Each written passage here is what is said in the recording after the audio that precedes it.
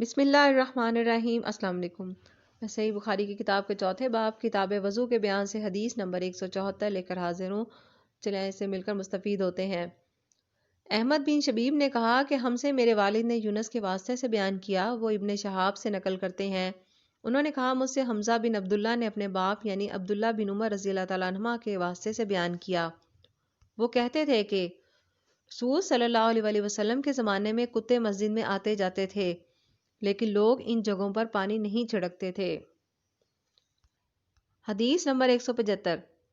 ہم سے حفص بن عمر نے بیان کیا، کہا کہ ہم سے شعبہ نے ابن ابی سفر کے واسطے سے بیان کیا، وہ شعبی سے نقل فرماتے ہیں، وہ عدی بن حاتم سے روایت کرتے ہیں کہ میں نے رسول صلی اللہ علیہ وسلم سے کتے کے شکار کے متعلق دریافت کیا، تو آپ صلی اللہ علیہ وسلم نے فرمایا کہ جب تو اپنے سدھائے ہوئے کتے کو چھوڑے اور وہ شکار کر لے تو اس شکار کو کھا، اور اگر وہ کتا اس شکار میں سے خود کچھ کھا لے تو اس کو نہ کھائیو، کیونکہ اب اس نے شکار اپنے لیے پکڑا ہے۔ میں نے کہا کہ بعض دفعہ میں شکار کے لیے اپنے کتے کو چھوڑتا ہوں، پھر اس کے ساتھ دوسرے کتے کو بھی پاتا ہوں۔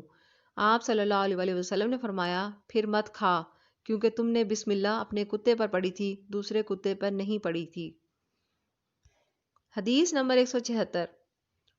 ہم سے آدم بن ابی ایاس نے بیان کیا، انہوں نے کہا ہم سے ابن ابی ذئب نے بیان کیا، انہوں نے کہا ہم سے سعید المقبری نے بیان کیا، وہ ابو ہریرہ رضی اللہ تعالیٰ عنہ سے روایت کرتے ہیں، وہ کہتے ہیں کہ رسول صلی اللہ علیہ وسلم نے فرمایا کہ بندہ اس وقت تک نماز ہی میں رہتا ہے جب تک وہ مسجد میں نماز کا انتظار کرتا ہے، تا وقت کہ وہ حدث نہ کرے۔ ایک اجمی آدمی نے پوچھا کہ اے ابو ہریرہ، حدث کیا چیز ہے؟ انہوں نے فرمایا کہ ہوا جو پیچھے سے خارج ہو، جسے عرف عام میں گوز مارنا بھی کہتے ہیں۔ جزاک اللہ۔